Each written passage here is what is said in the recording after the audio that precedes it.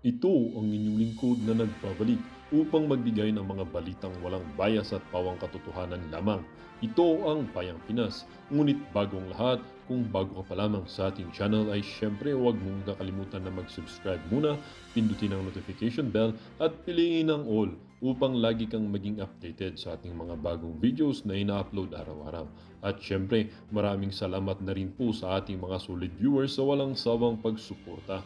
Huwag na huwag rin din pong kakalimutang mag-iwan ng like at i-share ang ating mga videos upang maging aware din ng ibang tao sa kung anong nangyayari sa ating bansa. At kung mayroon ka naman pong opinion or di kaya hinaing, ang ating comment section po ay bukas para sa inyong mga saloobin. Laging tandaan, bilang residente ng bansang Pilipinas, ang ating opinion ay dapat marinig at mapakinggan. Ito na nga mga kaibigan, atin nang panoorin ang kabuuan ng video.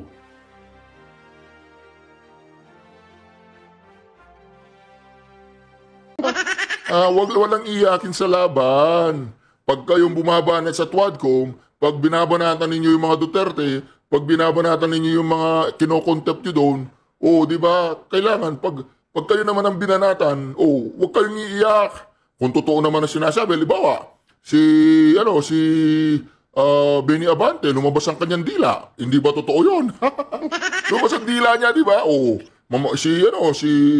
Si Benny Abante, maraming mamahaling gamit, mamahaling sasakyan, mamahaling alahas, kasinungalingan ba yan? Di po ba mga kareaksyon? Pag-usapan natin mamaya. Umpisa na natin. Good morning po and Happy New Year, Kong Ace. Good morning, sir.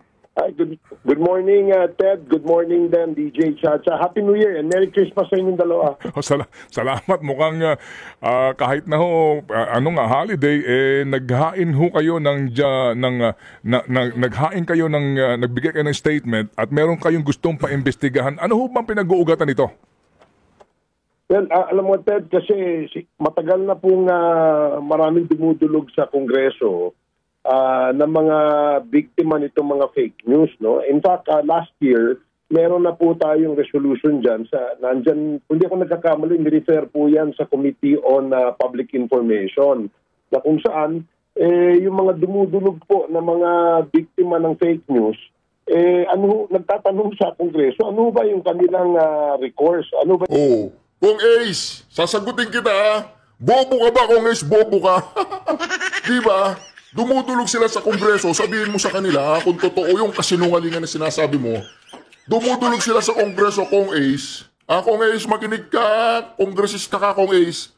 Dumudulog sila sa Kongreso, kung merong nangyayaring paglabag sa batas, sabihin mo sa kanila, mag-ahin sila ng libel case. Mag-ahin sila ng yung tinatawag nating cybercrime law. Di ba, kumpleto yung batas natin, Kong Ace? Banatan nyo sila ng mga cybercrime law tsaka libel case. Di ba? Bakit kailangan pa ninyo ng batas? Bakit pa kailangan pa ninyo ng panibagong Anong tawag dyan? Panggigipit?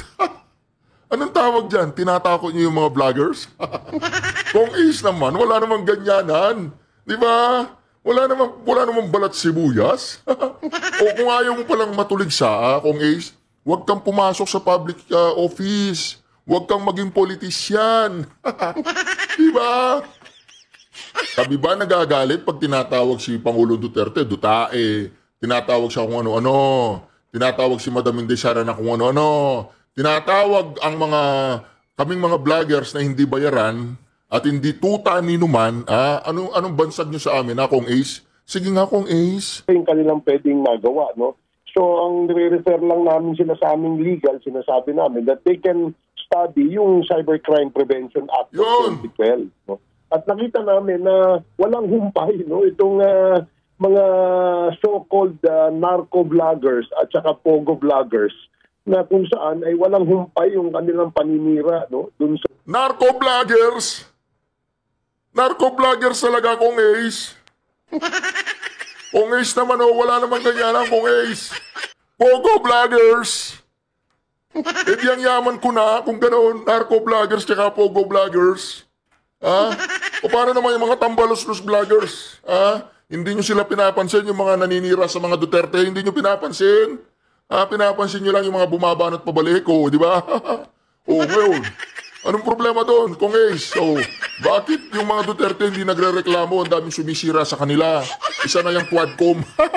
Isa na kayo, Kong Ace. Isa kayo sa mga bumabanat sa mga Duterte, di ba? Huwag pasinungalingan yan. Totoo yan.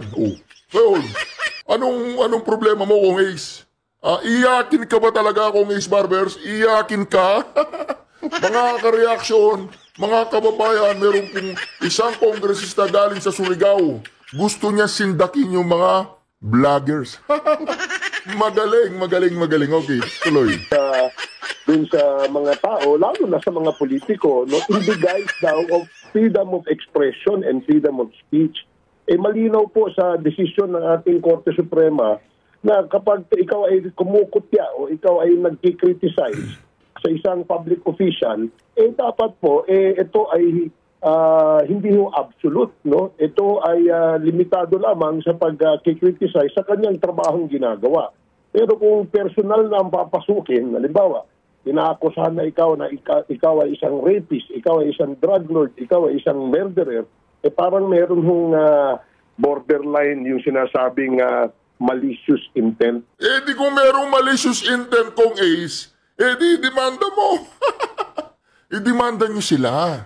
Kung merong mga malicious intent sa kanilang mga content, sinasabi nila, halimbawa, sinabi nila, ikaw ay drug lord, ikaw ay sangkot sa pinagbabawal na gamot, ikaw ay sangkot doon sa raid, doon sa nangyari sa Surigao, ikaw ay sangkot sa ganyan, hindi naman totoo, patunayan mo, hindi totoo. O diba, halimbawa lang yun, Kong Ace, alam ko fake news yun. Alam ko fake news yun, alam ko hindi totoo yun. Pero kahit sabihin kong hindi totoo yun, maraming tao sa Pilipinas hindi naniniwala, Kong Ace. Di ba ikaw yung pinuno ng Quadcom, Tuadcom? Paano ka paniniwalaan ikaw pala yung pinuno ng Tuadcom? Grabe naman, Kong Ace. Tuloy. Na kung saan, slanderous na po ang tingin namin dyan. Ngayon, tignan namin kung paano natin amendahan yung ating batas tungkol dyan, Ted. Okay, sir, nauunawaan ko po where you're coming from, ha? Kasi ako rin po yung nagmamasid doon nga magmula nung kayo mag-imbestiga, no, dito sa Quadcom. Ang daming, siguro alam niyo na, di ba? Ang daming kumalat na fake news, di ba? Dito sa inyo mismo. Opo. Hindi lang kayo, hindi lang kayo, no? Marami. So, hindi maitatanggi, talagang may hugot kayo dito.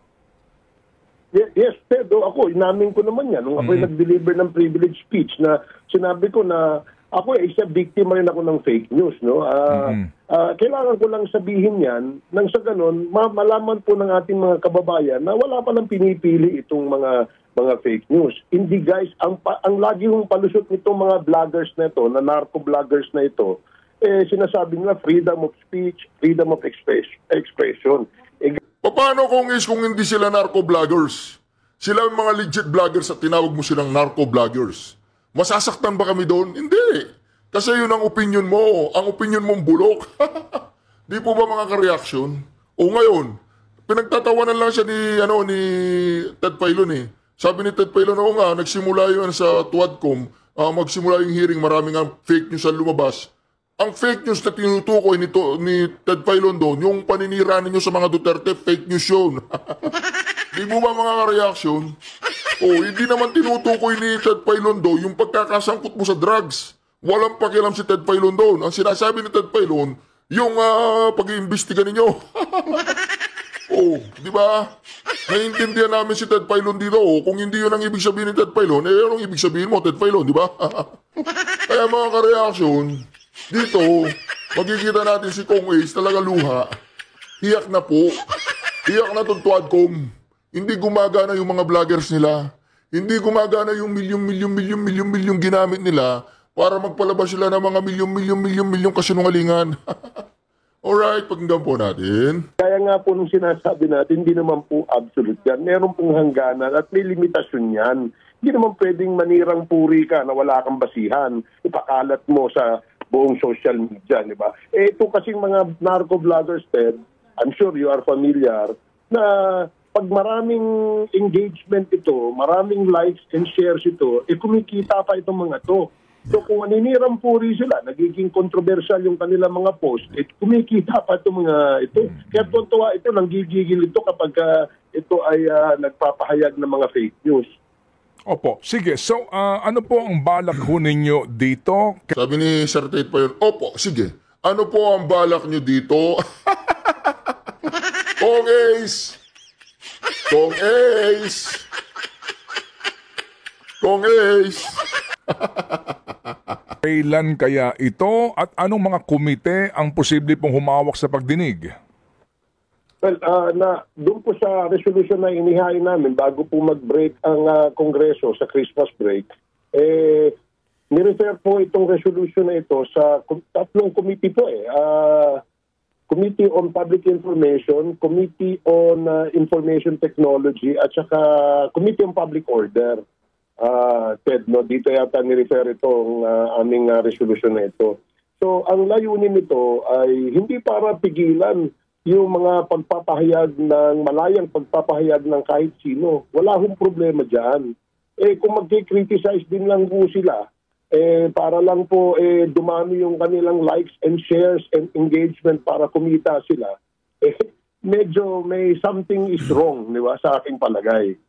So, dapat masilip ng mabuti, magkaroon ng regulatory framework itong paggamit ng social media. Huwag mo na masyadong gandahan yung pangalan regulatory framework. Supilin sila, kamo. Supilin sila kasi hindi sila pro-government. Kasi hindi sila pro-tambaluslos. Kasi hindi sila pro-bangag, pro-palaka. Kasi hindi sila pro-tuadcom. O, supilin sila. Ganon yun, Kong Ace. Huwag mo ng framework ka pang nilalaman dyan, ha? Kung isa, kung umaaray ka na, umalis ka, lumabas ka sa kusina. Kung hindi mo kaya ang init sa loob ng kusina, Kung Ace, lumabas ka. Sabagay, palabas ka na, no? Palabas ka na, bumabanat ka pa, no? Bumabanat ka pa. Nagpapabango ka pa kay, kay Tamba, ha? Si Tamba, di ba yung presidente mo si Tamba? Alam mo, Ted, kagaya niya, no, na sinasabi natin, kung gagamit din lang kayo ng social media at para magpahayag kayo ng inyong saloobin o opinion sa mga issue, di ba? Iwasan nyo yung paninirang puri. Ang gawin nyo, magpahayag kayo ng condemnation doon sa pag-aggression ng China doon sa West Philippine Sea. Hindi yung inaaway mo yung kapwa Pilipino mo, awayin mo yung kalaban. Hindi naman namin problema yung West Philippine Sea na yan, Di ba nanalo na tayo dyan? Yung tinatawag nating, nanalo tayo dyan, sa atin yung West Philippine Sea, di ba? Hindi naman sa China yung West Philippine Sea, sa atin yan, Kong Ace. Ngayon, Kong Ace, kung sasabihin mo sa China na punyeta kayo, lumabas kayo dyan sa, kailangan kayo mga tuwadcom ang mauna nandun sa mga barkong pandigma natin. Kailangan kayo, Di ba? Huwag kami. Ba't kayo sasalin nyo kami sa, panalo na nga tayo sa atin yun. Ang problema, kaya natin paalisin ng China? Kaya mo? Kaya natin, hindi natin magpalakas muna tayo, Hayaan mong i-develop yung West Philippine Sea na yun. Pag naka-develop na yun, pag malakas na tayo, chuchupin natin sila, Ganon, kasi sa atin yun. Pero sa panahon ito, anong gagawin natin, di ba?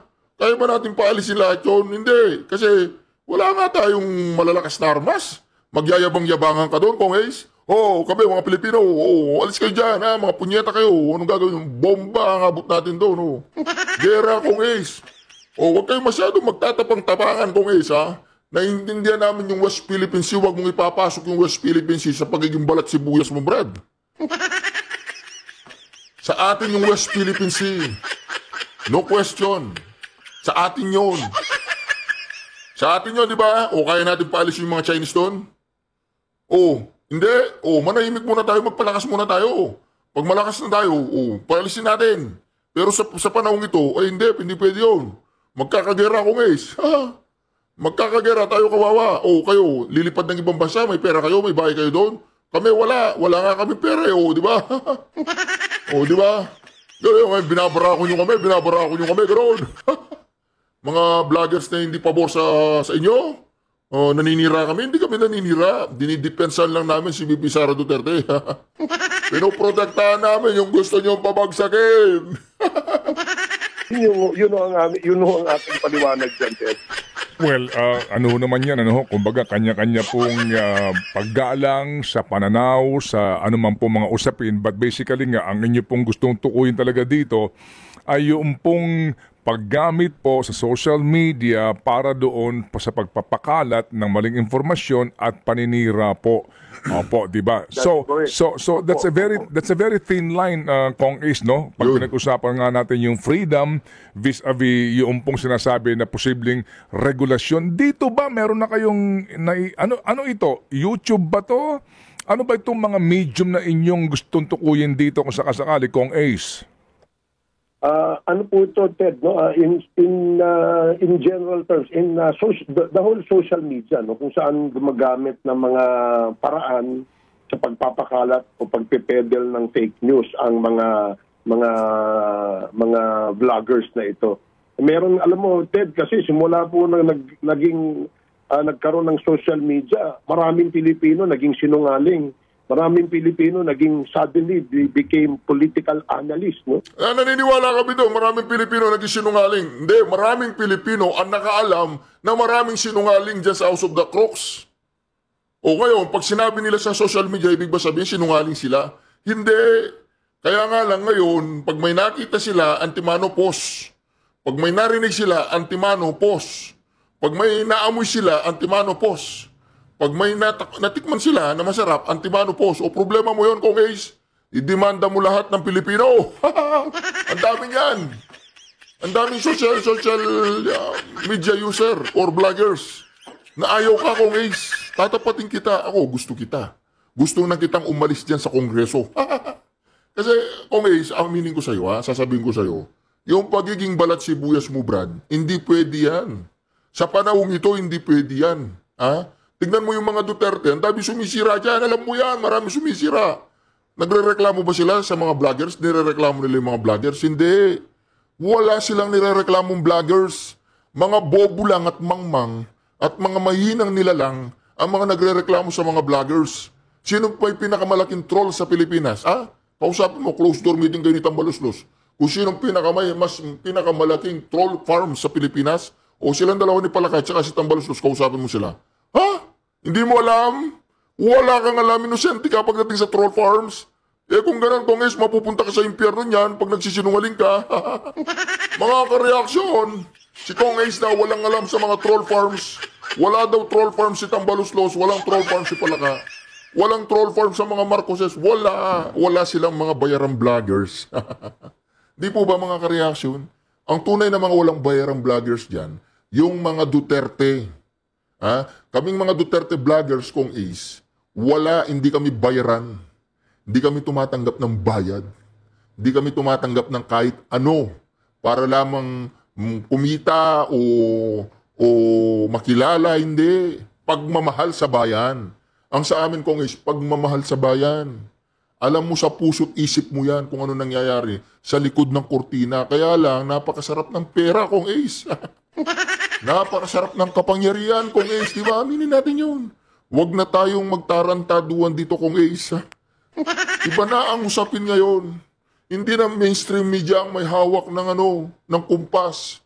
Ang may hawak ng kumpas, ang sambayan ng Pilipino. Kanya-kanya may sarili silang channel. Kaya kung ako sa'yo, Kong Ace, ayusin yung trabaho nyo. Umayos kayo para purihin namin kayo. Ngayon, kung patuloy ganyan ang ginagawa ninyo, panggigipit, pang-aabuso sa mga kinokontempt ninyo, General Wilkins kinontempt. Putang ina, sinong nag-contempt kay General Wilkins? Isang dating NPA, Kong Ace, mali ba yun? Paninirang puri yun? Hindi, totoo yun. Ngayon, ikaw sinasabihan ka nila, connected ka sa drugs syndicate. Fake news yun, naniniwala ako fake news yun, pero dapat patunayan mo pa rin. Kasi nga, maraming tao hindi naniniwala na fake news yun. Ako naniniwala ako na fake news yun, di ba? Kaming dalawa ni Manong Ted Pelo, naniniwala kami kung is na fake news yun. Wala kang kinalaman sa drugs, di ba? Di ba? Totoo yun! Walang problema yun. Opinion nila yun eh. Di ba?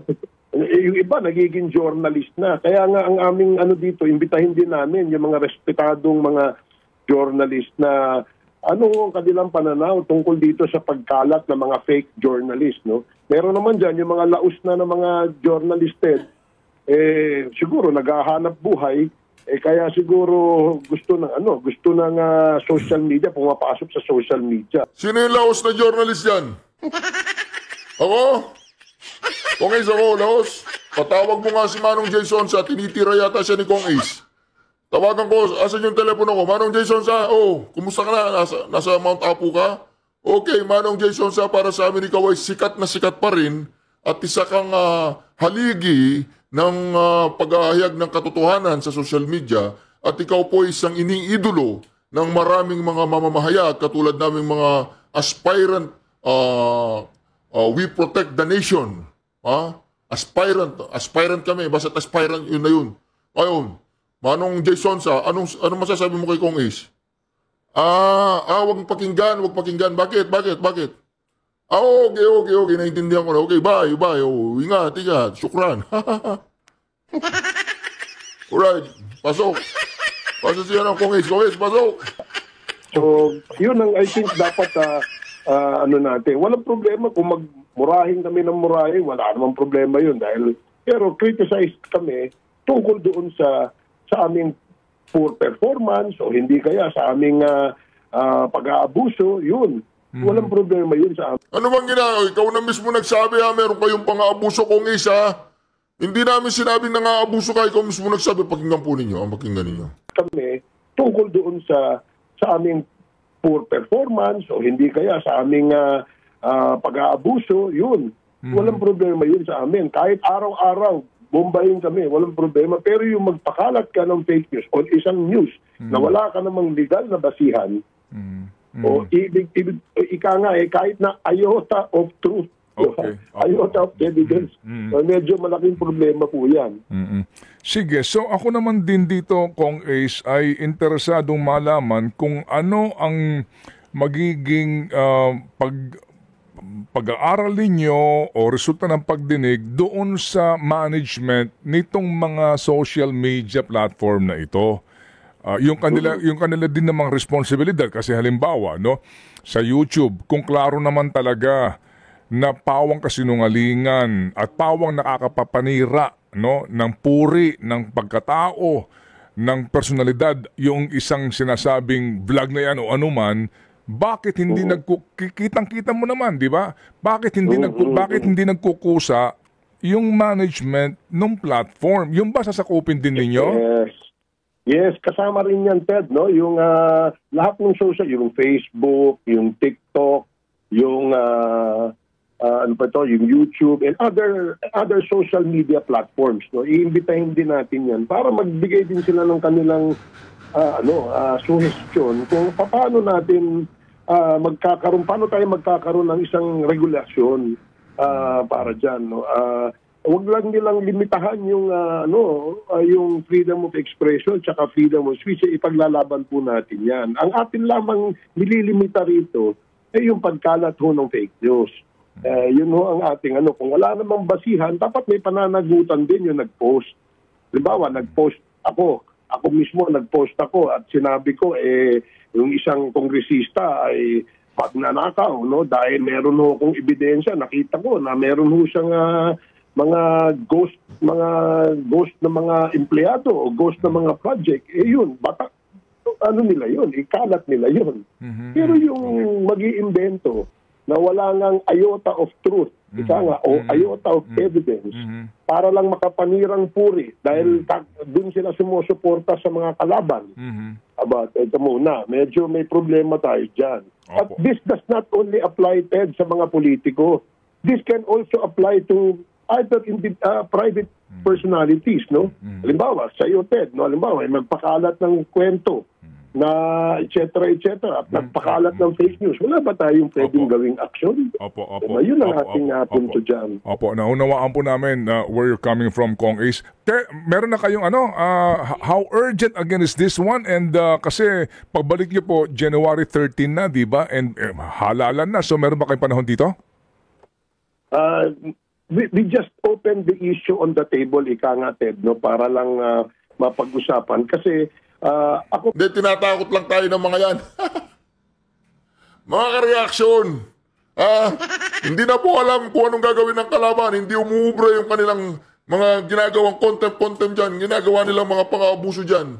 Kung sino-sinong kinokontempt nila dyan, kung sino-sinong binabanatan nila dyan, mga tuwadcom sila, hindi na masyadong epektibo, tumuubra sila. Ngayon, sinisindak-sindak nila yung mga vloggers. Tinatakot-takot nila tayo.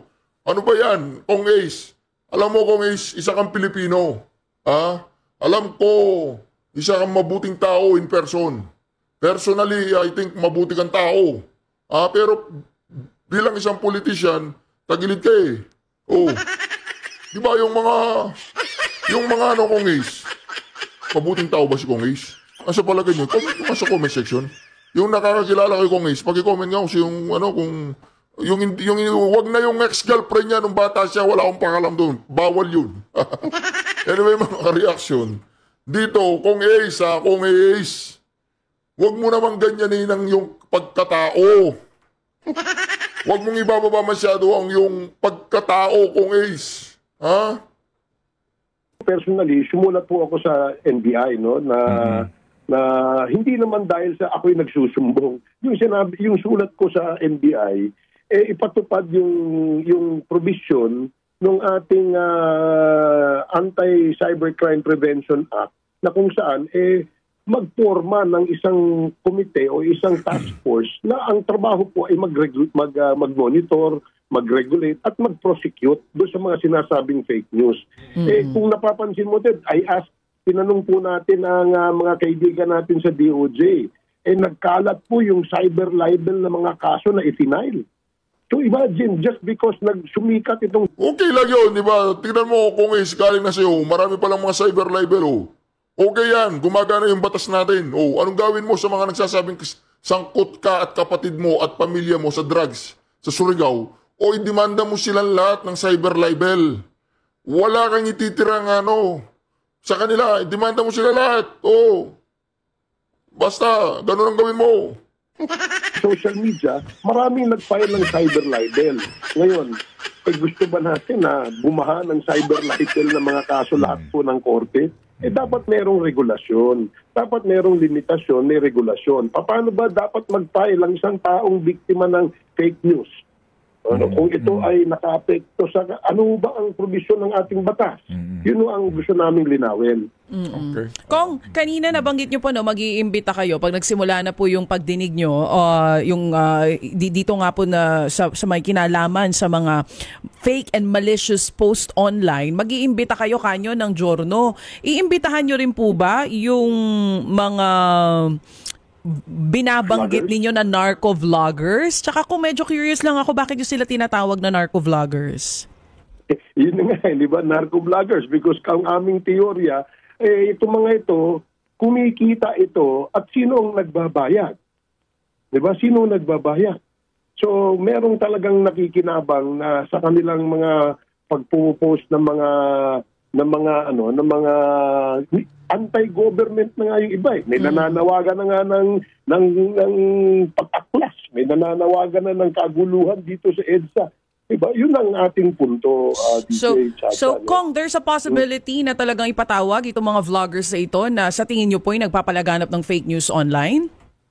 Well, yes, we will invite, kasi hindi naman namin sila kilala no? But we will ask the social media platforms to invite yung mga yung mga sikat sa kanila, no? Yung mga kumikita ng sobra-sobra. No? At saka ito, hindi lamang ito sa pagkalat ng fake news sa Ted and DJ Chacha. Di ba, meron po tayo mga online sellers, no? Yung ating mga online sellers din, makakatulong din yan sa pag-i-influence. No? Dapat mayroon din tayong partisipasyon kung ano yung matutulong. Wag lang yung tayo yung bumatikos. Kailangan kumilos din tayo para sa pagpapakalat ng good news naman. Hindi naman yung fake news all the time. Diba? Ang atin dito, Ted and DJ Chacha, is the accountability. Diba? Wag nating hayaan na maging kultura na naman yung pagsisinungaling, pagkakalat ng mga issue na nakakasirang puri sa mga, wag na lang sa mga politiko, sa mga private individual na lang. Dapat magkaroon din tayo ng regulation dyan. No? Okay, sige. Yun nga ang nabanggit ko kasi kanina, na simula nang sumikat itong social media at namo-monetize, nagiging kabuhayan ng ibang mga vloggers, dumami po ang political analyst, dumami ang mga journal, dumami ang mga biglang suddenly naging self-righteous critics of personalities. And I'm sure ang naintindihan ng totoong journalist yan, kagaya ninyo, kung ano yung nagawa nitong social media na ito. And I think you will also agree with me na dapat magkaroon ng regulasyon o regulatory framework. Opo. Again, naunawaan po namin, Kong Ace, itong importansya at relevance na inyo pong panukalang ito. Kami aantabay at as usual, tatawag ko kami sa inyo para maipaliwanag ho ninyo ang mithiin po nito pong inyong mga ginagawang aksyon. Sa gitna ng lahat, Kong Ace, ang aming bati pa rin sa inyo. Happy New Year pa rin, sir. Happy New Year. Happy New Year, DJ Chacha. Alam mo, after this interview, sigurado yan, marami magre-react. Yan ang babantayan natin. Opo, ganun po talaga, itong mga panahong ito. O sige, so Kong A, salamat na marami at we will be keeping in touch on this very, very sensitive issue. Salamat po, sir. Yes, more power sa inyo and salamat din po. Opo, thank you. Ang chairperson po ng House Committee on